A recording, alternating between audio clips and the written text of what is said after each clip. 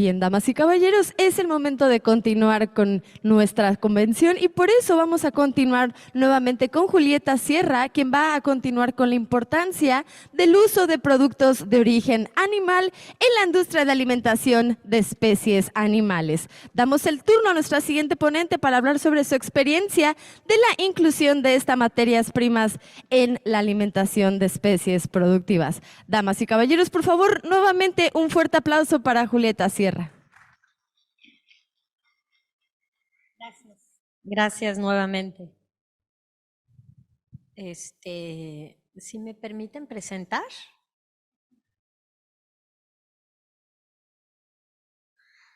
Bueno, pues ahora les voy a hablar desde la perspectiva de un nutriólogo. Yo soy nutrióloga de especies pecuarias, principalmente de cerdos y de aves. Y les voy a hablar desde lo que vemos nosotros en la parte de nutrición y por qué es importante la calidad de las harinas de origen animal. Y no solo voy a hablar de las harinas, voy a hablar un poco de las grasas también. Pero hay algunos conceptos que van a ver ustedes que son los mismos que ya estuvimos mostrando. Entonces va a ser un poco más rápido esta presentación. Primero hay que tener algunos puntos en cuenta y es que las aves y los cerdos son animales omnívoros al igual que nosotros, es decir, consumen carne y consumen proteínas de origen animal, tanto como proteínas de origen vegetal, ¿sí? Y los rumiantes, aunque son herbívoros, tienen una capacidad muy importante para hacer uso de las fuentes de proteína y de las fuentes de grasa de origen animal. ¿Por qué? Porque simplemente el rumen es una cámara que nos permite, una cámara fermentativa que permite a los animales, a los rumiantes, poder metabolizar prácticamente todos los materiales. Esto es por la composición microbiana que tienen en el rumen, ¿sí? Y esto nos puede permitir también usar tanto harinas como grasas de origen animal, siempre y cuando cuidemos muy bien el sistema de balanceo de las dietas que usamos para esta especie. Y esto obviamente es algo que atiende un nutricionista, ¿sí? Los productos de origen animal, tanto las grasas como las harinas de carne o las harinas de origen animal, son ingredientes. Recuerden que lo mencionamos, ¿sí? No son coproductos, no son subproductos, no son despojos, son ya un ingrediente, ¿sí? Como lo es ya el maíz, como es la pasta de soya o la pasta de canola, que en algún momento la pasta de soya o la pasta de canola se consideraban también como un residuo. Sin embargo, hoy sabemos que hay una gran homogeneidad en lo que se busca en fabricación de este tipo de materias primas y ya existen también estándares para poder seleccionar los mejores criterios de ingredientes para su formulación. Entonces, ¿qué ventajas tenemos con los productos de origen animal, con las materias primas, con los ingredientes de origen animal como las grasas y como las harinas de origen animal? Las ventajas que tenemos es que podemos bajar los costos de alimento y los costos de producción, ¿sí? Y la calidad que tengamos nosotros de esos productos va a depender del proceso de fabricación de estas materias primas. Esto es muy importante tenerlo en cuenta y esto lo tomé del doctor Antonio Aburto también, que presentó un seminario en la NARA. Si tienen acceso a esa grabación, les recomiendo ampliamente que la revisen. Pueden solicitarla al equipo de NARA, allá está el doctor Germán Dávalos, que me hizo favor de proporcionarme esta información. Y lo que es muy interesante es observar cómo a través del tiempo han ido cambiando los precios de la pasta de soya, pero si se fijan, lo que es interesante es que una vez que sube, vuelve a bajar, pero nunca llega a los niveles a los que estuvo anteriormente, ¿sí? Esto es señal de que obviamente nos está costando cada vez más la materia prima y obviamente también como respuesta lo que va a suceder en la producción es que el comportamiento productivo de las aves va a ir también en incremento, ¿sí? Perdón, el costo de la producción de las aves va a ir también en incremento asociado a un mayor costo del alimento. La ventaja con esto es que al final de cuentas cada vez son más eficientes los sistemas de producción de aves y cerdos y de ganado en general, ¿sí? Es decir, los costos de producción aumentan, pero la eficiencia de los animales es menor. Por ejemplo, en 1990 la conversión andaba alrededor de 2 y hoy anda alrededor de 1.5, 1.6 en pollo de engorda, un ejemplo nada más, ¿no? En cerdos también aproximadamente la conversión alimenticia en una fase de engorda estaba alrededor de 2.9 y hoy está alrededor de un 2.5, 2.6. Entonces eso es importante tenerlo en cuenta. La conversión es cuántos kilos de peso gana, cuántos kilos de alimento consume un animal para poder ganar 1 kilo de peso. Entonces estamos hablando que si la conversión es menor, los animales son más eficientes. Y aunque los costos de producción sean mayores, o los costos del alimento sean mayores, perdón, la producción va a ser más eficiente. Ahora, esto también lo tomé del doctor Antonio Aburto. Esta es la situación de los ingredientes de origen animal en Europa para 2021. Y lo que vemos aquí es cómo los animales fueron poco a poco accediendo en Europa al uso de harinas de origen animal, ¿sí? O a productos de origen animal, porque bueno, aquí tenemos un listado de diferentes productos de origen animal. Hubo muchas restricciones por el tema de vaca loca, que es algo que platicamos también el año pasado, donde sabemos que el 90-95% de los casos de vaca loca ocurren en Inglaterra, ¿sí? No ocurren en el resto del mundo. Y lo que observamos en las barras rojas es donde hubo las prohibiciones y cómo poco a poco fue aumentando el uso a través del tiempo, ¿sí? Por ejemplo, aquí vemos que en 2021 y en 2017 se permitió el uso ya de insectos.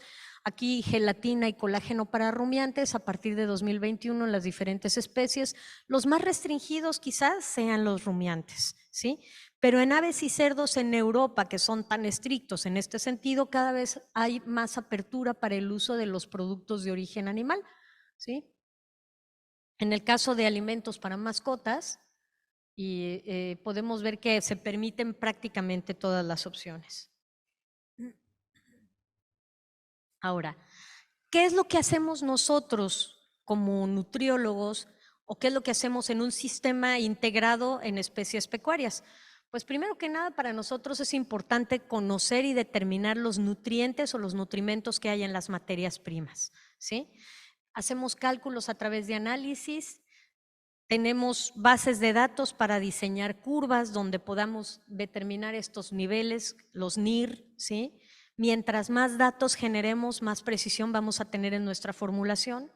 Hacemos análisis químicos proximales, fracciones de fibra, mediciones de energía y calor de combustión. Esto es poco común, se utilizan ecuaciones. Aminogramas totales y digestibles, también se utilizan ecuaciones. Aquí también nos apoyamos mucho en los que fabrican aminoácidos sintéticos o cristalinos, ¿sí? También revisamos niveles de calcio, fósforo, triglicéridos, microminerales, metales pesados y microbiológicos. Nosotros en general buscamos que nuestras materias primas en el sector pecuario cumplan ciertos estándares que están basados en estos análisis. Ahora, ¿por qué no avanza? Ok. Lo que nosotros conocemos en especies pecuarias es que las materias primas de origen animal lo que nos van a aportar es energía, proteína y aminoácidos, calcio y fósforo, como ya mencioné, pero también debemos tener en cuenta lo siguiente: la sustentabilidad que nos ofrece el uso de estos productos, porque estamos haciendo un proceso de reciclaje, ¿sí? La inocuidad que necesitamos que estos productos tengan también para tanto los humanos como para los animales, y la percepción que existe del mercado en relación con este tema. Ahora, ¿cómo es un proceso en un sistema integrado? Y lo voy a mencionar muy fácil, ¿no? Tenemos una cadena de suministro donde tenemos diferentes niveles de producción hasta llegar desde la formulación hasta los comederos de los animales en la granja, ¿sí? Y hay una fórmula que yo le llamo la fórmula cero. La fórmula cero es la que hace el nutriólogo en el papel, la que hace el formulador también, ¿sí?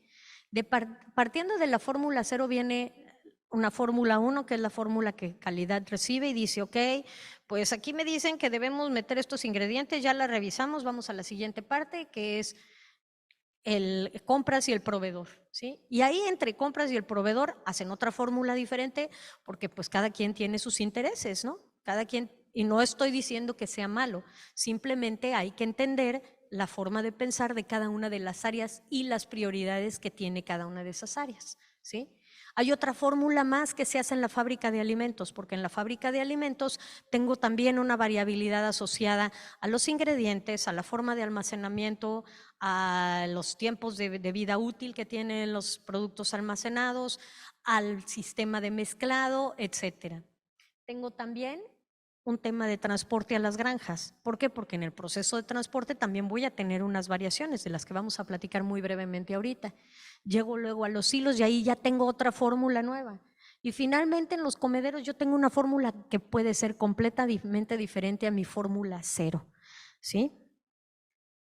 ¿Qué es lo que nosotros buscamos entonces lograr? Como les mencioné, cada área tiene sus prioridades. Y mi fórmula cero, que es la que yo diseño como nutriólogo, ¿sí? Pues lo que busca es cubrir los requerimientos nutricionales sin exceder los excesos, porque son mermas, ¿sí? Asegurar la rentabilidad de mis dietas, ¿sí? Obteniendo los mismos o mejores resultados en la producción con menores costos de ración. Y la formulación considera que los ingredientes sean homogéneos y además que sean inocuos, ¿sí? Entonces, cuando llega a calidad, pues calidad se encarga de revisar tanto las materias primas como los alimentos terminados, que no haya contaminación, que no haya rancidez, la presencia de agentes extraños a través de microscopía, la rastreabilidad y la trazabilidad, la presencia de microorganismos que cumplan los perfiles nutricionales que requiere el nutriólogo, sus garantías de digestibilidad, la homogeneidad y la inocuidad nuevamente. ¿Qué busca compras? Principalmente precios, ¿sí? Esto no quiere decir que sea lo único, pero eso es su objetivo. Compras tiene un target de precios bajos, ¿sí? Sin embargo, se guía por las pautas de nutrición, formulación y calidad. Obviamente hay que cuidar la rentabilidad del negocio, ¿sí? Pero precios es el target principal en compras. Ahora, ¿qué sucede en fábrica de alimentos? En fábrica de alimentos, lo que se preocupan es por la vida útil de las materias primas, por la frescura, la fluidez, el olor, un fácil mezclado, la homogeneidad de las materias primas, la inocuidad para las personas y para los animales. ¿Qué buscamos en el transporte? Lo mismo, ¿sí? El transporte lo único que dice, yo tengo que entregar el alimento, ¿sí? Pero en el proceso de la entrega yo tengo un tema de producción de finos. ¿Por qué? Porque el camión se va moviendo, el camión tolva y se van formando finos en la base, o los transportes del alimento comercial en general se van formando finos en la base del saco, ¿sí? Y estos finos representan mermas y también pueden representar una disminución en la homogeneidad del producto terminado, ¿sí? O del alimento. Hay que cuidar en el proceso del transporte que no haya entradas de agua, que no haya mermas, que no haya presencia de olores, ¿sí? Y la inocuidad para los operadores, ¿sí? ¿Qué pasa en los comederos?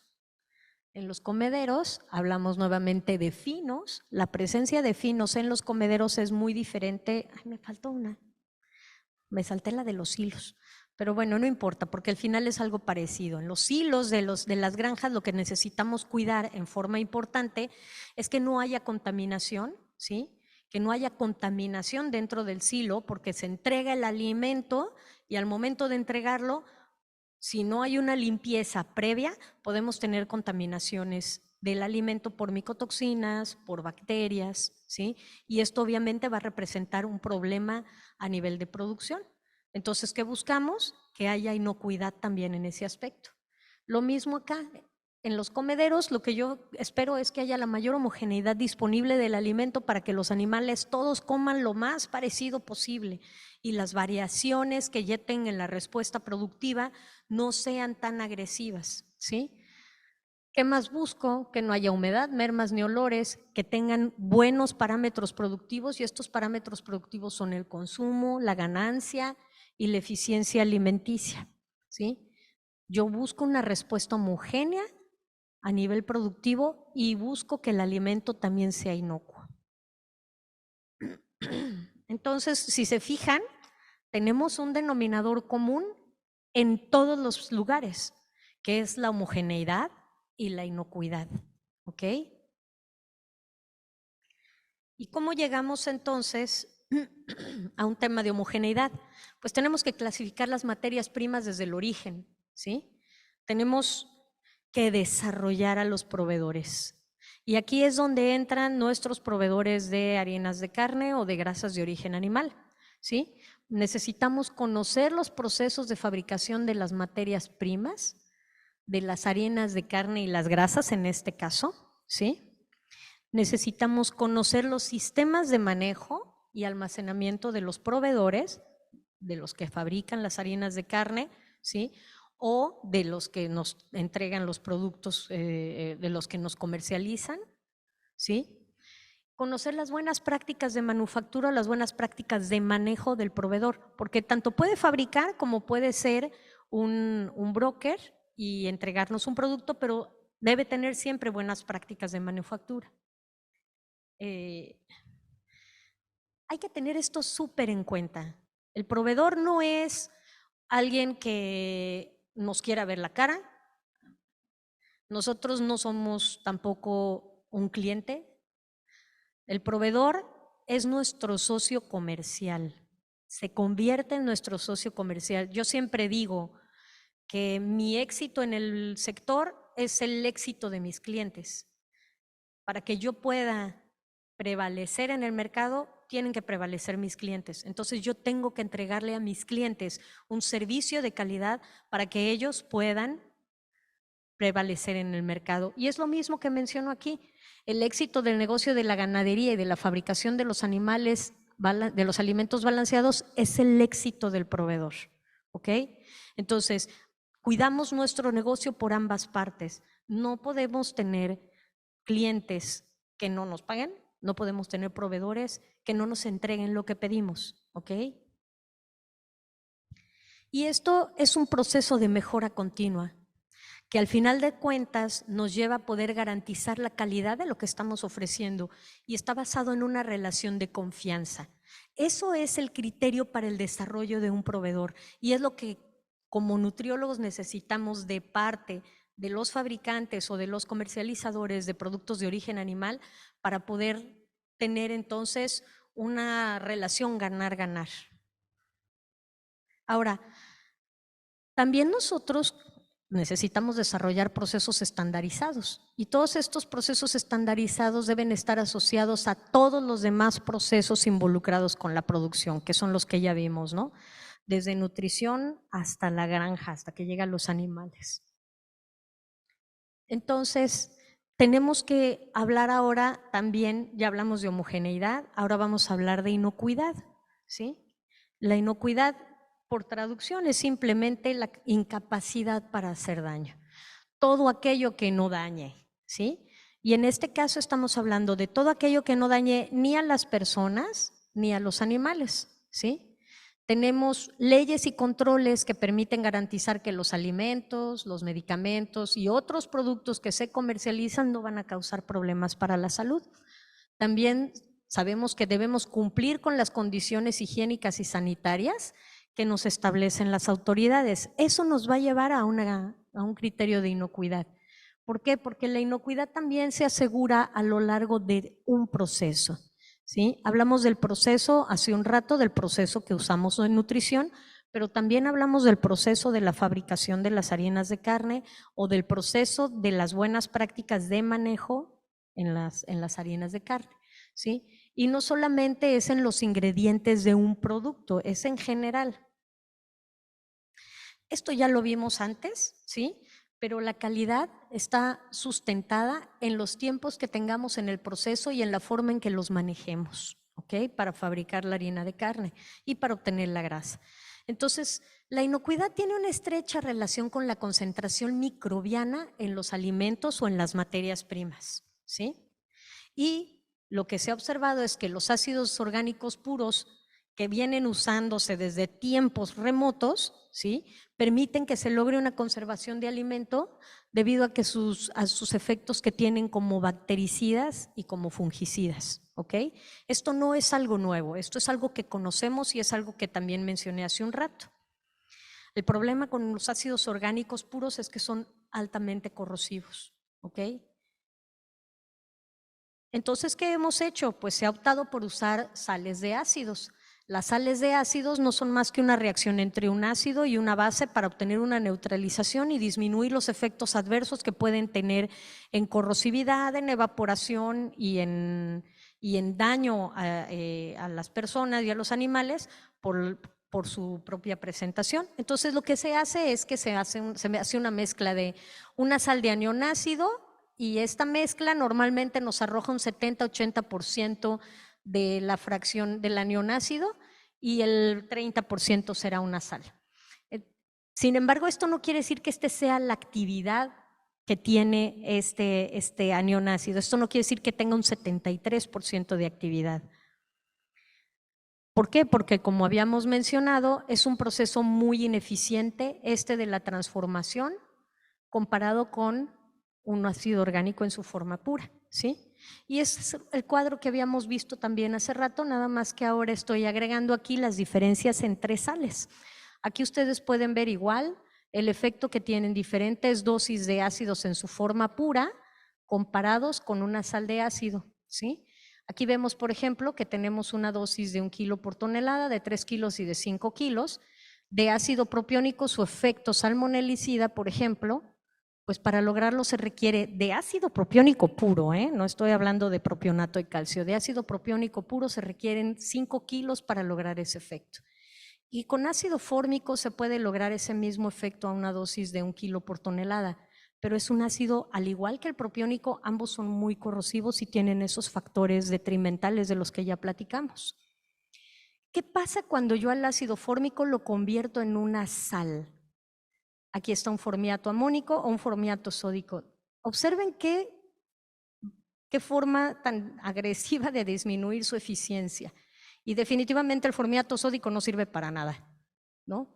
Entonces, el formiato amónico baja su eficiencia en forma muy significativa al transformarlo en una sal.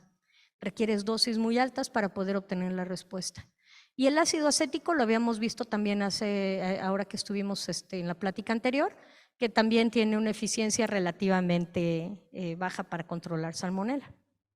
También hemos usado formaldehídos, por ejemplo, ¿no?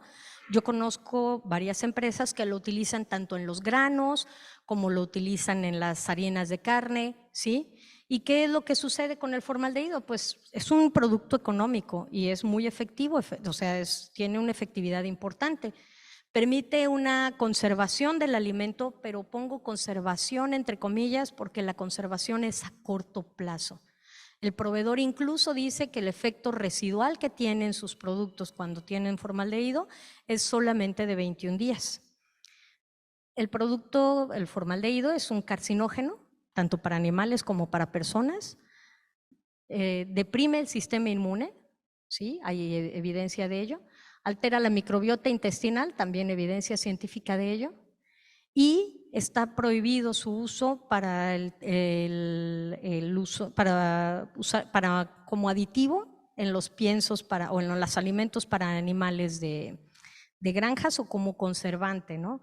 Porque simplemente tiene todos estos factores detrimentales. Entonces, si bien es cierto que todavía hay unos lugares donde se usa y hay lugares, y hay países que todavía lo aprueban para uso en algunos casos puntuales, ¿sí? Cada vez está desapareciendo más esta tendencia.